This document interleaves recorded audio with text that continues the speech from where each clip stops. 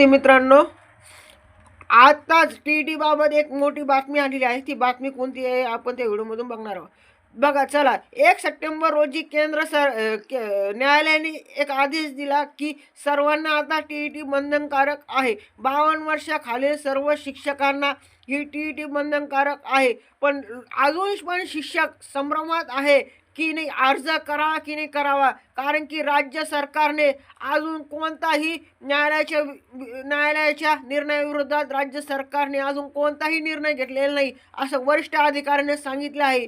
आता यावर्षी 5 लाख अर्ज येतील असे महाराष्ट्र राज्य परिषद पुणेने सांगितलेले आहे.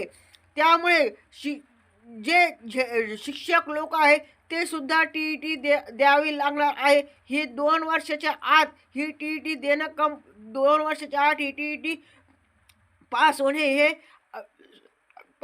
हे बंधनकारक आहे. वर्षातून एकदाच टी होईल असे पण सांगितले आहे. आणि आता सध्याच्या स्थितीला अर्जाची स्थिती आजच्या 26 सप्टेंबरपर्यंत 15 ते 26 सप्टेंबरपर्यंत अर्ज आलेले आहेत. 1,08,000 अर्ज आलेले आहेत असे महाराष्ट्र राज्य परिषद पुणेने सांगितले आहे.